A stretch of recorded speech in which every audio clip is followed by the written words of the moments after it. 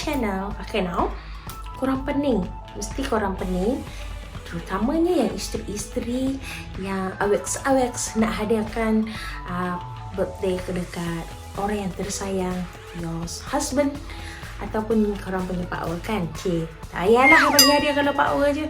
Ini nak bagi kat suami tau, nak bagi kat suami je. Okay, so tada! Ini saya belikan untuk suami. So hari ini kita tengok apakah dia. Tada! Dah tunjuk dah pun. Okay, saya belikan suami saya ini. Korang dah tengok kat gambar tu dah.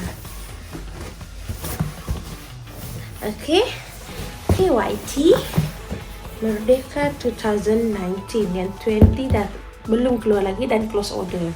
Okay, so yang ini 62 punya edition, special edition. So korang tengok lah, kita unboxing. Okay, nak tengok tak saya unboxing? Kita tengok apa yang ada dalam ni. Okay, so sekarang ni untuk special edition KYT Merdeka punya edition ni,